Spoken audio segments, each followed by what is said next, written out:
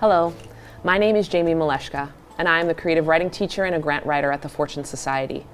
Welcome to Both Sides of the Bars, a discussion-driven show that examines the legal system from various perspectives, including people most impacted by the system.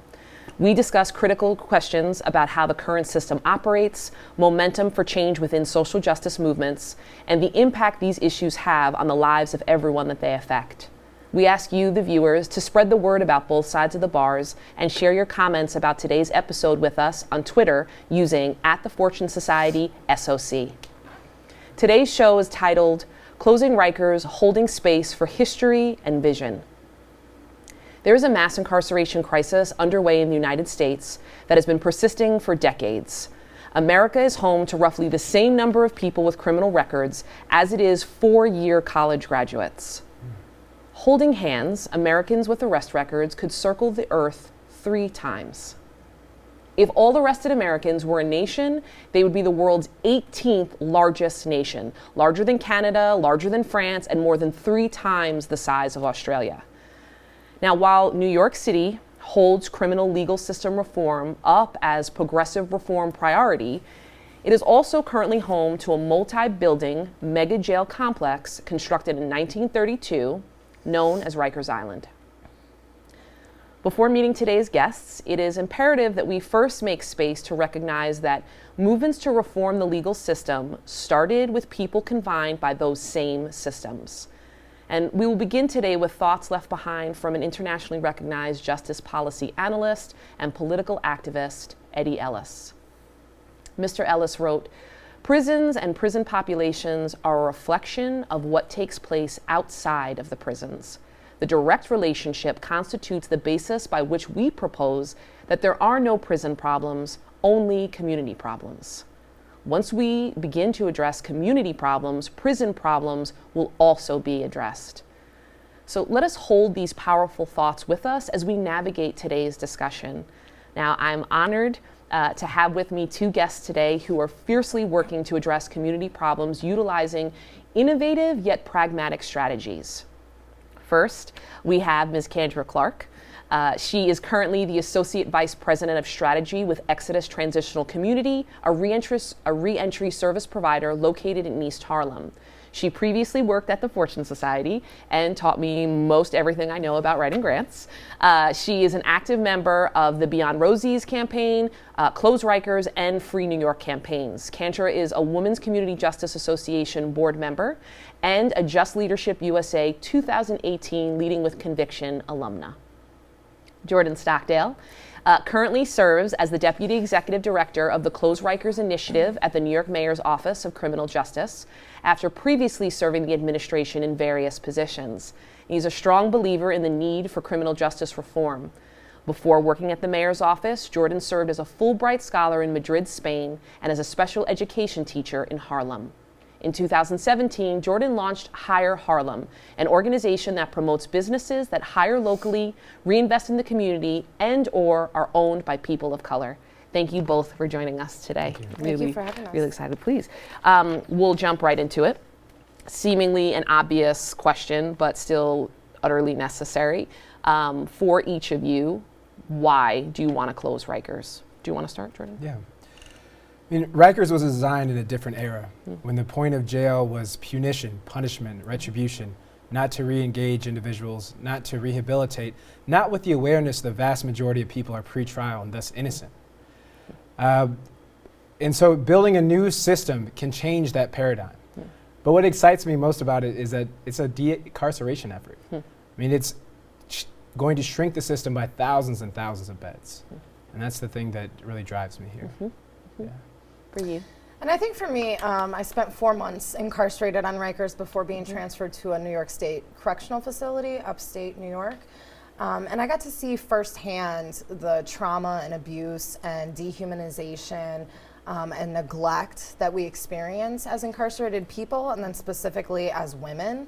And I think for women, what drives me the most is knowing the statistics, specifically in New York City, around how many women have experienced, physical or sexual abuse as children, how many have, untreated trauma, 75% have mental health concerns, approximately 80% are single mothers. So when we're talking about women, this is really the exciting thing for me to focus on, is how can we reimagine and recreate a system that will provide these women with the support and opportunities they need to succeed, and that will keep them safe during this healing process and not re-trigger trauma, which is exactly what Rikers Island does. Yeah, it does. I also just want to say always thank you for being so consistent in this fight. And it is a professional passion, but I know even just being in close proximity to you as a coworker, as a colleague, as an admirer, as someone else in the work, this is personal. Absolutely. And it is life's purpose, life's work. So I just want to say that quick Thank you. shout out. Yeah. But Jordan, can you provide somewhat of a larger overview or a context for what sort of brought New York City to this point of this critical junction of being at a point where closing Rikers is a possibility and that borough-based community jails are the next step? Yeah. So in 1991, there was about 22,000 people detained or incarcerated in DOC custody. Today, we're below 7,800. The plan is to build a facility for 4,000 people who'd be detained. The impetus for closed Rikers was really heard in the streets from community-based organizations demanding that Rikers Island be closed.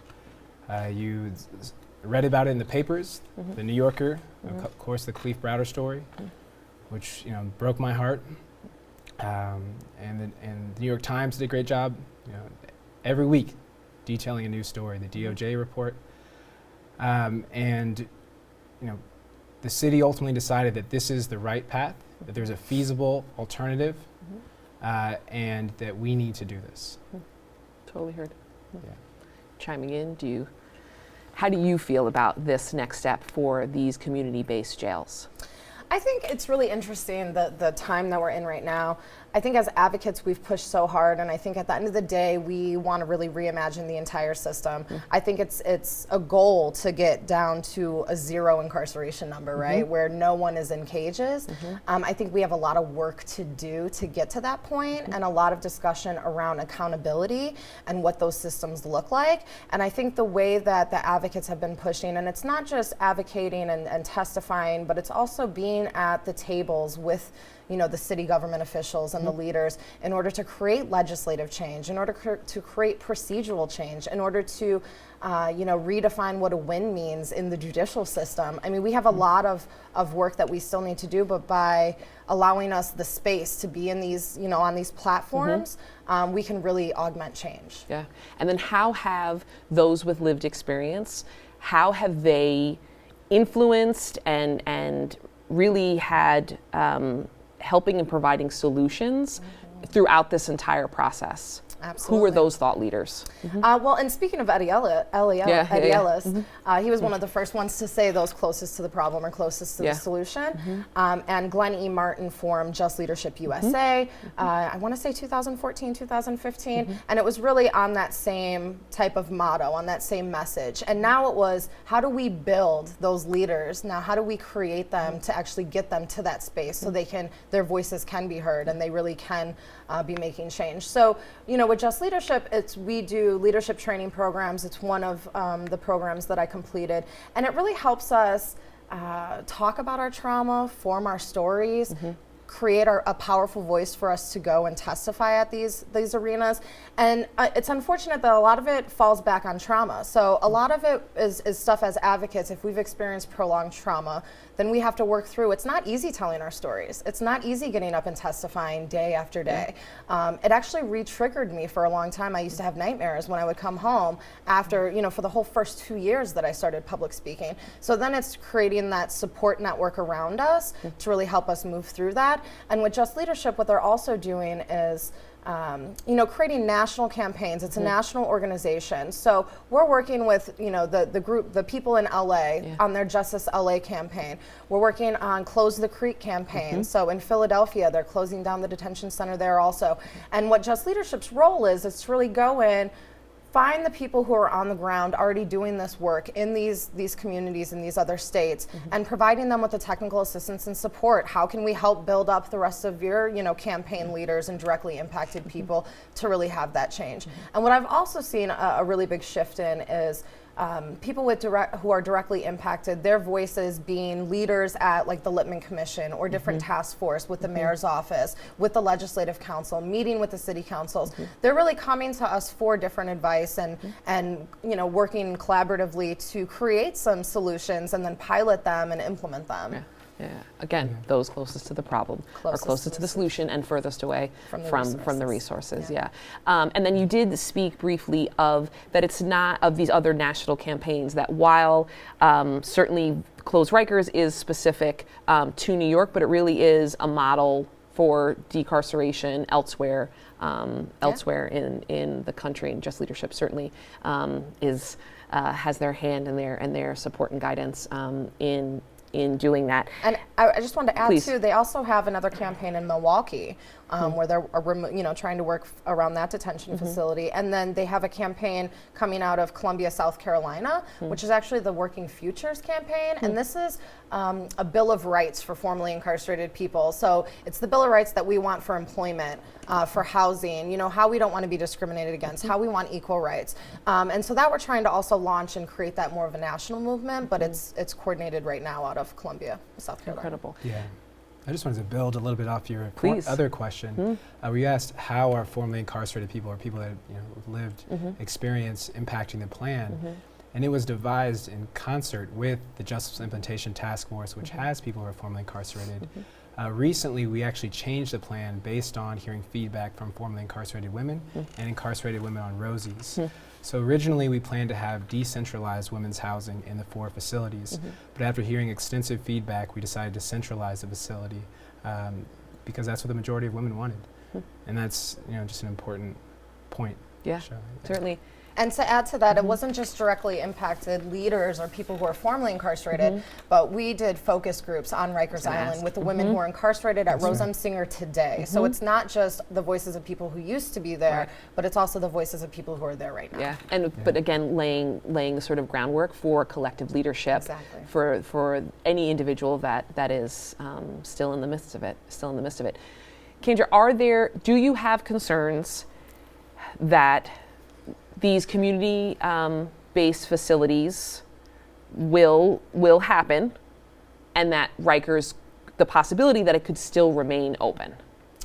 Personally, no. I don't have concerns with that. I think the rhetoric around if we build it, they will fill it is false. It doesn't have any merit because right now there's approximately 7,000 open beds in New York City between Rikers Island and the rest of the detention facilities. So if the administration was really about incarcerating people, then those 7,000 beds wouldn't be empty right now. They have a great opportunity to, increase incarceration as opposed to decreasing it. So I think that's, our number one point that we're really, and we're not going anywhere, right? So there's advocates on the ground. Over 150 partner organizations are dedicated to, closing Rikers. And we're going to keep pushing. We're going to keep pushing the mayor's office. And one thing that we're pushing now as advocates is to demolish the buildings on Rikers as they get closed down. And that's something that we're still going to keep pushing for and fighting for. But I feel very strong with this administration that we can get this done now. Totally heard. Please add to that. Yeah, just a few points. So in this administration, we will sign the design build contracts if this is approved through the ULIP process, which creates a fiscal and legal mechanism to continue this process. But it's also important to note that we closed GMDC, an 1,800 bed facility last year, and now it is a staff wellness center. So that is more beds offline. It's not totally demolished as some of the advocates are requesting. I think there's, advocates do want that, but it has been transformed into something different. So, and that's, can I ask what is, it's obviously for correction staff, they're using it in what sort of ways? Because I mean, we also, again, we're coming from a very specific point of view. But again, it's also, when we talk about Rikers Island, we talk about the harm that's generated on the island. Yeah. Corrections officers are included in that too. So I'm actually curious to sort of drill down into that. And Kendra always says this, I think 1 in 5, COs suffer from post-traumatic stress disorder. So the Staff Wellness Center is really a place for staff to be able to express their feelings. There's like places for like yoga and mindfulness and kind of other forms of self-care that we think are really important. So, and then, can you actually speak to any of the programming that goes on? I teach. I'm lucky enough to teach a class, a creative writing class. So we're saying that there's these kinds of offerings for staff. We can also highlight some of the folks that are doing the work and bringing light now for folks that are still there. Any thoughts on programming that's offered for detainees? In terms of what should be offered or what is offered? Well, I guess that's at your discretion. But even now, like what are programs that the mayor's office is certainly behind, but that are actually being offered in real time? Yeah. So last year we announced that every person who's detained will be offered 5 hours of programming a day. I think that is an important milestone to ensure that people do have access to services. We recently increased full-day educational programming to 22 to 24-year-olds. Before, it was just offered to 18 to 21-year-olds. We offer like OSHA training and other license training that can help people obtain jobs upon release. So those are just some of the programs. There are some mindfulness, meditation, and yoga training. I think we're looking at potentially expanding those. So those are just some of the offerings. The sampling. But I think what's important is in the new facilities, we imagine much smaller housing units and ample space for programming in the housing unit. Okay. And that's really important. One, because it allows for more tailored programming. And two, if an incident does occur, currently in the system they have to shut down entire facilities, which means people can't go to programming. Right. In the new design, if an incident were to occur, which would be much less likely because of the smaller housing units, better lines of sight, newer facility that can't be weaponized, you would only have to address one housing unit as opposed to close down an entire area, which means that people will have more programming, which is really important. Yeah, certainly. Community members have expressed concerns that, in reference to the borough-based jails, that property value will decrease, community violence near jails will increase, and that the culture from Rikers will simply be transferred to the boroughs. So how do you respond to each of those concerns? I think first I would ask them to look at the new Littman Commission report. It's called A More Just NYC, New York City Detention Facilities Crime Rate and Property Value Analysis, and it can be found on their website. And in line with national statistics, in New York City, this analysis shows that there was no observable impact on property values or on crime rates. In fact, for 3 out of the 4 sites, the property values near the detention facility actually exceeded the larger neighborhood. So there was actually more of a property value in those neighborhoods, which you would almost think was going to be the opposite, right? Yeah. But this is what the study shows. Sure. And then I think, what was the other thing? Oh, around culture, right? Yeah. So, and I think culture, this is the conversation that we're having now. Part of the culture of New York City, and I think on Rikers Island, when we talk about the root causes of incarceration, right? Substance use, mental health, trauma, intergenerational poverty, normalization of violence, racism, right? When we talk about all these things, I really want a job description for a staff member that matches those kind of unique needs, right? So when I think of who would I want to provide these services to, my women specifically that are inside, I would want it to be mental health care professionals, educators, employment trainers. And when, Jordan was speaking about employment, one thing that I see as a gap of what's currently happening in programming on the island is the lack of funding for hard skills trainings. There is some funding for it, but it could be, there needs to be a lot more funding around hard skills trainings and a lot more opportunities for different careers. People cannot come home from incarceration, especially if they've cycled in and out for an extended amount of time, and then get a minimum wage job, and everybody's in society is going to expect that they're going to be okay. Right. When they have a ton of child support arrears, when they have court fines and court fees that they have to pay off, when the cost of living in New York City is skyrocketed. Yeah, so connecting people to more careers as opposed to just jobs, and then what kind of training and certifications would they need to get those careers? How could we provide them inside and then also maybe connect them to the outside of it? So then back with staffing, it's really reimagining and redesigning what we want the staffing to look like, and I think that's going to change the culture significantly. And again, when we're talking about specifically New York City, the Department of Correction officers, half of them come from communities that the majority of the people who are incarcerated come from, right? Impoverished communities, lack of opportunities. So we don't want to, regardless regardless of what happens around staffing, this is a 2/3 decarceration effort, and so there's going to be a significant reduction in the number of officers once we get to community-based jails. That's just realistic, right? And we know that the staffing structure and the way that Rikers is set up makes it over a 1-to-1 ratio, and that's part of the problem, right? With the money that we keep investing into these systems. So I think being really thoughtful around how can we transition correctional officers who join this job because they wanted to help and rehabilitate and support people into more roles that allow them to actually do that, as opposed to being just a security officer. Yeah, I think there's several questions there, so let me try to answer them. So MDC Manhattan was completed in 1990. Crime in that precinct declined in the high 70s since then, index crime. Obviously, the property value of downtown Manhattan has increased since 1990. To say the least, Same with Brooklyn. Downtown Brooklyn, there are $1 million brownstones right next to the facility. Crime is also down in that from when it was built. Denver built a facility in downtown Denver, like the heart of downtown Denver, in 2010. Property value in downtown Denver skyrocketed since. Now, it's not a correlation because the jail was there. It just says that the jail didn't actually harm the values, or didn't impact the values enough to where it didn't keep increasing.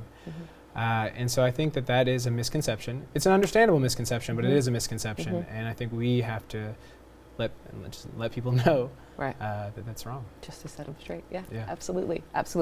And now, it's interesting that there, at least it was to me, I don't know, it's I think there was sort of an expected fault line of opposition, but there is another fault line of opposition. What do you say to community members who are opposed to building these specific community jails, not because of the increased traffic or the resulting not impact on property value, but because they do not believe in investing in any new confinement settings, because society shouldn't rely on incarceration at all? What do you say to those folks? Do you want to take a stab at it? Yeah, I may actually allow you to go first. Defer. Go. Yeah. I think I have a lot of opinions on this. No, please, and that's that's exactly what this conversation is really about. So we're all working to see a day where we see no one in cages. Agreed. But abolition as a goal, it is not a strategy. And I think that is, something I've been toiling with myself. It's like, okay, if we want to get to zero, then what are the steps that we need to take? We can't just be out here ranting and protesting that we want to get to zero, but then have no solid strategy in place to get to zero. And I think as directly impacted people, it's very frustrating for us because we're the ones that lived through Rikers Island. So if you want to get to zero today, that's fine. We're all trying to get to zero. When we're not getting to zero today, though, what happens to my women who are being raped and abused and traumatized right now on Rikers Island? As we speak. What happens to them? I think we need to have a lot further conversations, more conversations around accountability and what we want accountability to look like. If it's not going to be incarceration, then what is that next step? And I think right now, unfortunately, I think people are coming from a good space where abolition is the space that they're coming from, but their rhetoric is actually being counterproductive to closing Rikers. So if we don't close Rikers and decarcerate this 2/3, we can't work on decarcerating the other 1/3 that are very serious violent crimes that we need, that there's victims involved, and we need to make sure that those victims have some type of retribution, right?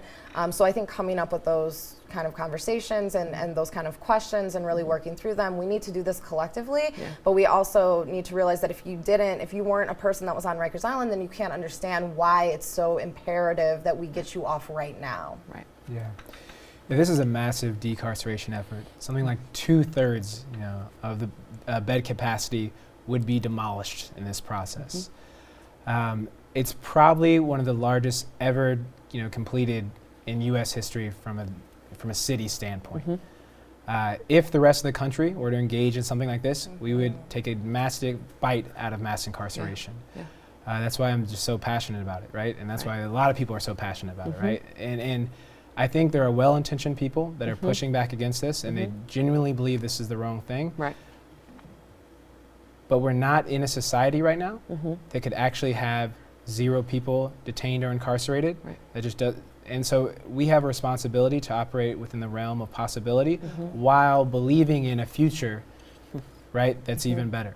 Yeah. But to forego on closing Rikers, which tremendous things had to happen for this to even be possible, Right.